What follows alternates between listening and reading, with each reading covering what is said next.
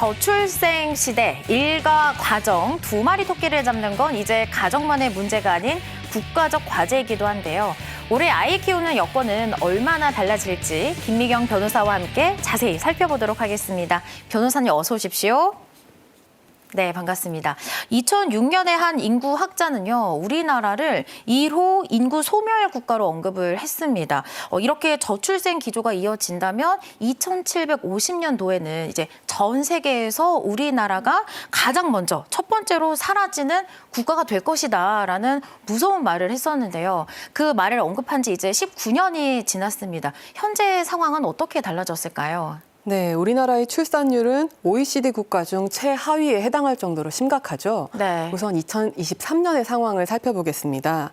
통계청의 2023년 신혼부부 통계 결과에 따르면 2023년 신혼부부는 97만 4천 쌍으로 2022년보다 5.6% 감소했습니다. 신혼부부가 100만 쌍을 밑돈 것은 관련 통계 작성이 시작된 2015년 이래 처음이라고 합니다. 네. 게다가 신혼부부 10쌍 중 5쌍은 맞벌이를 하고 맞벌이 부부 절반은 아이를 낳지 않는 딩크족으로 집계됐습니다. 굉장히 많은 수치죠. 그리고 신혼부부당 평균 자녀 수도 0.63명에 그쳐서 역대 최저 수준을 나타냈습니다. 그런데 다행스럽게도 작년 2024년 출생아 수는 2023년보다 7,200여 명 증가한 24만 2,334명인데요. 2015년 이후 9년 만에 증가한 것입니다. 출산율은 국가의 지속 가능성과 직결된 문제입니다. 작년의 출산율 반등이 일시적인 현상이 되지 않도록 체계적인 대책이 마련되어야 할 것입니다. 네, 지난해 출생아 수가 9년 만에 반등을 했다라고 하니 더없이 반가운 소식이 아닐 수 없는데요. 어떤 요소들이 좀 적용이 됐을까요? 네, 여러 이유가 있겠지만 우선 코로나19 팬데믹으로 혼인이 지연됐다가 네. 엔데믹 이후에 몰린 점이 출생아 수 증가에 영향을 미친 것으로 보고 있습니다. 그리고 육아휴직 제도나 주거 지원의 확대와 같은 출산과 혼인 지원 정책도 긍정적 영향을 미친 것으로 보고 있습니다. 그리고 실제로 인천시에서는 출생 아동이 18세가 될 때까지 1억 원 지원을 약속했었는데 네, 지난해 출생아 증가율이 인천시가 전국에서 가장 높았다고 합니다. 그렇군요. 이 정부의 출산 또 혼인 정책 지원이 출생아 수의 반등에도 이제 영향을 줬다라고 이제 말씀을 해주셨는데 우리가 이 출산 양육 관련 제도를 이야기하다 보면 빼놓을 수 없는 게 바로 이제 출산 휴가와 육아 휴직이 아닐까라는 생각이 드는데요. 사실 이런 제도가 처음으로 도입이 된 게 최근이 아니다라고 하더라고요. 어떻습니까? 네. 육아휴직 제도는 조선시대에도 있었습니다. 네. 심지어 노비들에게도 있었다고 합니다. 그것도 지금과 유사한 형태로 존재했다고 하는데요. 네. 지금과 유사한 형태의 제도를 도입한 사람은 바로 세종대왕입니다.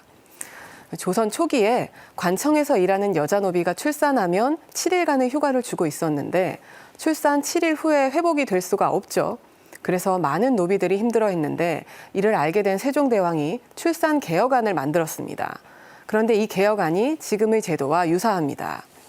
조선왕조실록을 통해 그 자세한 내용을 확인할 수 있는데요. 네. 그 내용은 출산 휴가를 7일에서 100일로 늘리고 출산 한 달 전부터 산모를 업무에서 제외시키며 아이를 출산하는 여자 노비의 남편에게도 휴가를 주어 산모를 돕게 하라라는 것이었습니다. 조선시대에 이미 출산 휴가와 육아휴직이 있었던 데다가 남성에 대한 육아휴직까지 있었던 겁니다. 조선시대에도 존재했을 정도라면 이 육아휴직 제도는 꼭 필요하고 또 당연한 제도라고 할 수 있을 것 같은데요. 눈치 보는 일 없이 육아휴직 제도를 사용할 수 있었으면 합니다. 정말 오래됐네요. 자, 이번에는요, 육아휴직 관련해서 발생할 수 있는 법적인 문제들 사례를 통해 확인해 보도록 하겠습니다. 5인 미만 사업장의 기간제 근로자로 일하고 있는 A씨. 계약 기간 만료까지 약 6개월 정도 남았는데요. 초등학교에 입학하는 딸을 위해서 육아휴직을 쓰고 싶습니다. 가능한가요? 자, 육아휴직이란 제도는 사실 모르는 분들은 거의 없으실 겁니다. 그런데 이제 그림의 떡이라고 해야 될 것 같아요. 있지만 현실상은 좀 쓸 수 없다라고 생각하시는 분들이 대부분일 것 같거든요. 사례와 같이 이제 5인 미만의 사업장 같은 경우에는 육아휴직을 쓰는 게 가능할까요, 변호사님? 네, 그게 고민이 되실 수 있는데 네. 육아휴직 규정은 5인 미만 사업장에도 적용되기 때문에 사업주는 근로자가 육아휴직을 신청한다면 반드시 부여해야 됩니다. 네. 네. 남녀 고용 평등과 일 가정 양립 지원에 관한 법률이 있는데요. 일반적으로 남녀 고용 평등법이라고 하죠. 남녀 고용 평등법 19조는 육아휴직에 대해서 규정하고 있습니다. 이에 따르면 임신 중인 여성 근로자가 모성을 보호하거나 근로자가 만 8세 이하 또는 초등학교 2학년 이하의 자녀를 양육하기 위해 휴직을 신청하면 일정 기간의 휴직을 주어야 합니다. 현행법상 육아휴직 기간은 1년까지 보장되는데요. 네. 남녀고용평등법이 개정돼서 올해 2월 23일부터는 같은 자녀를 대상으로 부모가 모두 육아휴직을 각각 3개월 이상 사용한 경우, 장애아동의 부모인 경우, 한부모인 경우에는 추가로 6개월 이내의 육아휴직을 사용할 수 있습니다. 네, 그리고 근로기준법과 남녀고용평등법에 따라서 육아휴직 기간은 근속기간에 포함되기 때문에 승진이나 퇴직금 산정에 불이익이 발생하지 않습니다. 그렇군요. 뭐 사례도 나왔지만 정규직이 아닌 기간제 근로자인 경우에는 계약 기간이 짧기 때문에 못 쓰는 거 아닌가라는 생각을 하실 수도 있을 것 같거든요. 뭐 정규직이든 계약직이든 이런 고용 형태에 따라서 혹시 육아휴직을 사용할 수 있는 그런 가능 여부가 달라지는 건 없을까요? 네, 그렇지 않습니다. 정규직인지 계약직인지 여부와 상관없이 그 계속 근로한 기간이 6개월 이상이라면 육아휴직을 사용할 수 있습니다. 네. 그리고 육아휴직 사용이 가능한지뿐만 아니라 육아휴직 급여를 받을 수 있는지도 궁금하실 텐데요. 네. 고용보험법은 육아휴직을 30일 이상 부여받고 고용보험 가입일수가 180일 이상인 경우에는 육아휴직을 시작한 날 이후 1개월, 그리고 육아휴직이 끝난 날 이후 12개월 이내에 신청하면 육아휴직 급여를 지급하도록 규정하고 있습니다. 네. 사례에서는 이제 만약에 A 씨가 육아휴직을 1년을 쓰게 되면 계약 만료 기간이 이제 6개월밖에 남지 않았었거든요. 그러면 이제 계약 만료 기간은 어떻게 정리가 되는 걸까요? 네. 이 육아휴직을 사용한다고 해서 그 기간이 기간제 근로자의 근로기간에 포함되지 않는 것은 아닙니다. 그래서 육아휴직 기간 중에 근로계약 기간이 만료될 수 있고요. 네. 그러면 근로관계는 종료됩니다. 다만 사용자와 근로자가 합의를 통해서 연장할 수 있는 방법이 있는데요. 기간제 근로자를 보호하기 위해 만들어진 기간제 및 단기간 근로자 보호 등에 관한 법률이 있습니다. 흔히 기간제법이라고 하는데 들어보셨을 거예요. 이 기간제법은 2년을 초과하지 않는 범위에서 기간제 근로자를 사용할 수 있도록 규정하고 있습니다.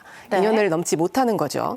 그런데 남녀고용평등법은 이 육아휴직 기간은 기간제법의 사용기간에서 제외한다라고 규정하고 있습니다. 그래서 사용자는 이 기간제 근로자와 육아휴직을 사용하는 기간을 기간제법의 사용기간에 포함시키지 않고 남아있는 근로계약 기간을 채울 수 있도록 합의를 할 수 있는 겁니다. 그런데 앞서 말씀드렸듯이 이러한 합의를 한 경우가 아니라면 육아휴직을 사유로 계약 기간이 연장되는 건 아닙니다. 기간이 끝나면 종료됩니다. 그렇군요. 자, 이번에는요, 육아휴직 관련해서 발생할 수 있는 또 다른 문제들을 살펴보도록 하겠습니다. 육아휴직 전 대형마트에서 매니저로 근무한 B 씨. 1년간의 육아휴직을 마치고 직장에 복귀했는데요. 문제는 복직 이후에 발생했습니다. 휴직 전에 하던 일이 아닌 영업 직무로 배치가 됐는데요. 체력적으로 많이 힘들었던 B 씨는 퇴사까지 고민하고 있는데 회사는 직급도 똑같고 월급도 변동이 없기에 문제가 없다고 말합니다. 맞는 건가요? 자, 육아휴직 후에 돌아왔습니다. 그런데 이전에 담당하던 업무와 전혀 다른 업무를 배치를 받게 되는 경우 사실 뭐 육아휴직으로 인한 이런 부당한 처우가 아닌가라는 생각을 안 할 수가 없는데요. 어떤가요, 변호사님? 네, 그런 생각이 맞죠. 네. 남녀고용평등법은 사업주는 육아휴직을 마친 후에는 휴직 전과 같은 업무 또는 같은 수준의 임금을 지급하는 직무에 복귀시켜야 한다라고 규정하고 있습니다. 그러면 휴직 전과 같은 업무 또는 같은 수준의 임금을 지급하는 직무가 무엇인지 의문이 생길 수 있는데요. 네. 제가 사례를 통해서 말씀드리겠습니다. 한 근로자가 의류를 담당하는 생활문화 매니저로 일하다가 육아휴직 후에 복직을 했는데 그 원래 일하던 업무에는 이미 대체 근로자가 있다는 이유로 이 복직자는 식품 영업 담당으로 보직이 변경됐고 급여는 같은 수준이었습니다. 전혀 다른 직군이네요. 그렇죠. 그래서 이러한 보직 변경이 부당하다고 생각한 복직자가 노동위원회에 부당전직 구제 신청을 했고 이 사건은 대법원까지 가게 됐습니다. 그런데 대법원은 이 보직 변경이 불리한 직무 부여에 해당한다. 즉 보직 변경이 잘못되었다라고 판단을 했습니다. 그 판결 내용은 이렇습니다. 육아휴직 후 복귀한 새로운 업무가 휴직을 하기 전의 업무와 같은 업무에 해당하기 위해서는 근로자가 휴직을 하기 전 담당했던 업무와 휴직에서 복귀한 뒤의 담당 업무가 사회 통념상 차이가 없어야 하는데 네. 이 의류 담당 업무와 식품 영업 담당 업무는 상당한 차이가 있어서 같은 업무에 해당한다고 보기 어렵다라는 것입니다. 상식적으로도 이해가 되는 부분이죠. 네네. 그런데 법령을 보면 휴직 전과 같은 업무 또는 같은 수준의 임금을 지급하는 직무라고 되어 있기 때문에 네. 이 급여 수준이 같다면 예전과 완전히 다른 업무를 하더라도 가능한 것이 아닌가라는 생각이 드실 수 있는데요. 네네. 네, 이 부분 관련해서 대법원은 사업주는 육아휴직을 마친 근로자에게 휴직 전과 같은 업무가 아니라고 하더라도 동일한 수준의 임금을 지급하는 직무를 대신하여 부여할 수 있지만 네. 휴직 전의 임금 수준만을 단순하게 비교해서는 안 되고 그러한 경우라고 하더라도 휴직 전보다 불리한 직무가 아니어야 하는 등 여러 가지 사정을 종합적으로 고려했을 때 사업주가 필요한 조치를 다하였는지를 판단하여야 한다라고 하면서 동일한 수준의 임금을 주기만 하면 휴직 전보다 불리한 직무에 복귀시켜도 되는 것이 아님을 분명히 밝혔습니다.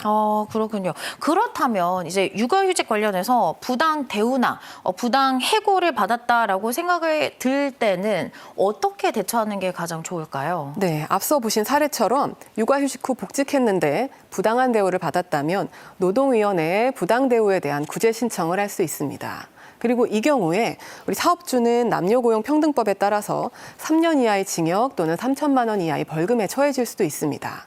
그리고 또 부당한 해고를 당했다면 노동위원회에 이 부당 해고에 대한 구제 신청을 하는 것 외에 법원에 이 해고 무효 소송을 할 수도 있습니다. 네, 회사는 육아휴직자가 복직할 때 신중하게 직무 배치를 해야겠죠. 네, 말씀을 듣다 보니까 육아휴직이 법적으로 보장이 되어 있고 또 육아휴직을 이유로 부당하게 차별을 받아서는 안 된다라는 점을 우리가 알고 있음에도 불구하고 육아휴직을 아직도 쓸까 말까 고민하는 분들이 이제 대부분이거든요.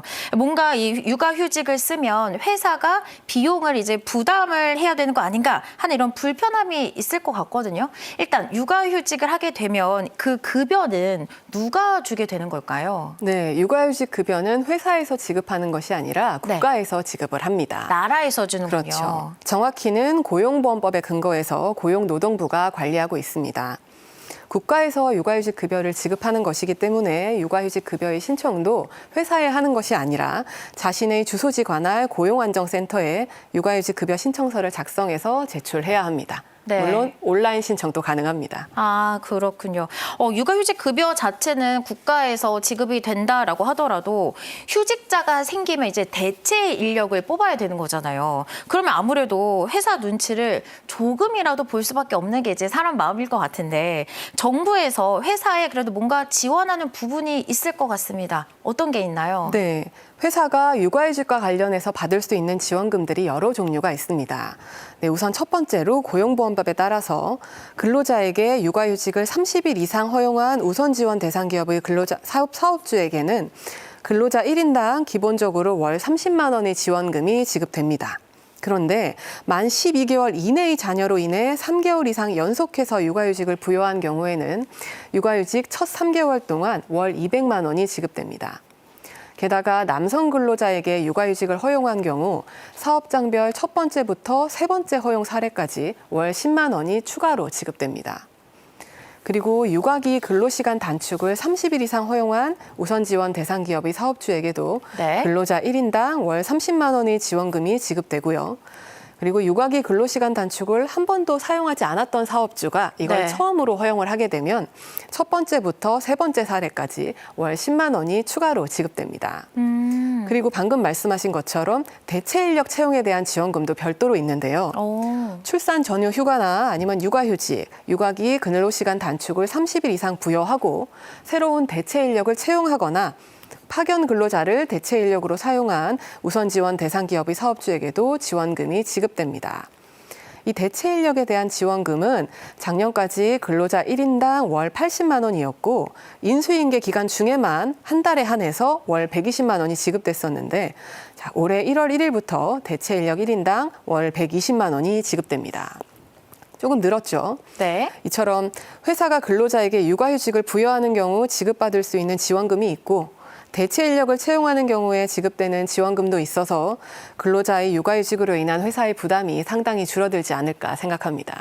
요즘 남성분들도 육아휴직을 좀 많이 쓰시는 것 같은데 어떤가요? 네, 많이 써지는 추세죠. 예전에 비해서는. 그래도 네. 아직도 그에 대한 좀 잘못된 시선, 불편한 시선이 있는 걸로 보입니다. 좀 더 개선이 돼야겠죠. 네, 육아휴직으로 인한 공석을 신규 인력으로 대체를 할 수도 있지만 육아휴직자 이제 동료가 그 업무를 이제 나눠받는 경우가 있는데 이런 경우에 너무 동료에게 미안해서 못 쓰는 경우가 있거든요. 그런데 올해부터는 좀 그래도 마음을 좀 편안하게 놓을 수 있다라고 하더라고요. 어떤 제도일까요? 네, 앞서 회사에서 육아휴직을 부여한 경우와 그리고 육아휴직을 한 직원을 대신할 대체 인력을 채용한 경우에 대해서 보셨는데요. 네. 회사가 육아휴직을 한 근로자의 업무를 대신해서 수행할 근로자를 지정하고 해당 업무 분담자에게 그 업무 분담에 대한 금전적 지원을 한 경우에도 우리는 지원금을 받을 수 있습니다. 그 금액은 근로자 1인당 최대 월 20만 원이고요. 5명까지 지정이 가능합니다. 네. 이 대체 인력을 채용할 경우에 회사가 지원금을 받을 수는 있지만 이 대체 인력을 구하는 것이 쉽지가 않죠. 맞습니다. 그래서 대체 인력을 못 구하게 되면 남아있는 직원들이 이 업무를 분담하게 돼서 회사 내에서 갈등이 생기기도 했는데요. 이제는 이런 경우에도 어느 정도 금전적 보상이 이루어지기 때문에 휴직자들도 동료 눈치 보지 않고 마음 편하게 육아휴직을 할 수 있지 않을까 생각합니다. 그나마 다행인 게 조금 더 마음을 좀 편안하게 육아휴직을 쓸 수 있도록 나라에서도 이렇게 정책이 조금씩 바뀌고 있는 것 같은데요. 그런데 육아휴직을 썼다가 원래 계획과는 좀 다르게 빨리 복귀하는 경우가 많습니다. 그 이유는 예상보다 적은 육아휴직 급여 때문인데 그 때문에 이제 생활이 조금 어려워지는 거죠. 그런데 기쁜 소식은 또 이제 올해부터 육아휴직 급여도 대폭 상향된다라고 들었습니다. 어느 정도일까요? 네, 맞습니다. 이 육아휴직을 고민하게 하거나 육아휴직 후에 빠르게 복귀하게 하는 이유가 여러 가지 있겠지만 네. 당장 수입이 줄어든다는 현실적인 문제가 가장 큰 이유가 아닐까 싶습니다. 그리고 우리나라의 육아휴직 급여는 다른 나라에 비해서도 굉장히 적은 수준이라고 하는데요. 방금 말씀하셨다시피 올해부터 육아휴직 급여가 상향됐다는 소식 들으셨을 겁니다. 자세히 살펴보겠습니다. 네. 이 육아휴직 급여의 월별 지급액은 고용보험법 시행령 95조에 규정되어 있습니다. 고용보험법 시행령에 따라서 올해부터는 육아휴직 시작일부터 3개월까지, 4개월부터 6개월까지, 7개월부터 종료일까지 다른 금액을 받게 되는데요. 3개월까지의 상한 금액은 월 250만 원, 6개월까지의 상한 금액은 월 200만 원, 종료일까지의 상한 금액은 월 160만 원입니다. 예전에는 이 월별 지급액이 시기별 구분 없이 최대 150만 원, 최저 70만 원으로 규정되어 있었습니다. 네. 이에 비해서는 많이 오른 셈이죠. 이제 변경된 규정이 적용되고 있기 때문에 올해 1월 1일 전에 육아휴직을 한 근로자도 올해 1월 1일 이후부터는 변경된 규정에 따라서 상향된 육아휴직 급여를 받게 됩니다. 네. 그런데 같은 자녀에 대해서 자녀 출생 후 18개월이 될 때까지 부모 양측이 모두 육아휴직을 사용한다면 육아휴직 급여의 월별 지급액은 지금 말씀드린 것보다 더 많습니다. 부모가 둘 다 사용한다면 이게 금전적인 손실이 더 클 거기 때문에 배려하는 규정이 아닐까 싶은데요. 네네. 이 경우에는 육아휴직 시작일부터 6개월까지 부모 각각에 대해서 첫 번째 달과 두 번째 달은 최대 월 250만 원이고요. 그 후로는 매달 최대 금액이 50만 원씩 증가해서 네. 여섯 번째 달은 최대 월 450만 원이 됩니다. 그런데 그 다음 7개월째부터는 다른 경우와 동일하게 최대 160만 원이 됩니다. 그리고 요즘 한부모 근로자가 많아졌죠. 한부모 근로자가 육아휴직을 하는 경우에도 배려하는 규정이 있는데요. 육아휴직 시작일부터 3개월까지는 최대 300만 원, 그리고 4개월째부터 6개월까지는 최대 200만 원, 그리고 7개월째부터 종료일까지는 동일하게 최대 160만 원을 지급받을 수 있습니다. 그래도 늘고 있네요. 네. 그리고 이외에도 변경된 내용이 더 있습니다. 예전에는 육아휴직 급여의 25%를 복귀 6개월 후에 지급했지만 맞아요. 올해부터는 사후 지급 없이 육아휴직 기간 중 전액을 받을 수 있습니다. 네. 이러한 육아휴직 급여 상승이 저출산 문제 개선에 도움이 되기를 바라고요. 기업들도 근로자가 심리적으로 안정된 상태에서 육아휴직을 사용할 수 있도록 적극적으로 지원했으면 합니다. 육아 중인 부모님들 응원합니다. 그래도 이제 나라에서 다양한 정책으로 육아휴직 관련해서 좀 힘쓰고 있는 듯한 느낌이 들어서 여자로서 좀 마음이 놓이는 것 같습니다. 자, 한 아이를 키우려면 온 마을이 필요하다라는 아프리카 속담이 있습니다. 아이들의 건강한 성장을 위해 올 한 해도 우리 사회의 관심과 노력이 이어지길 희망해 봅니다. 지금까지 김미경 변호사와 함께했습니다. 오늘 말씀 고맙습니다.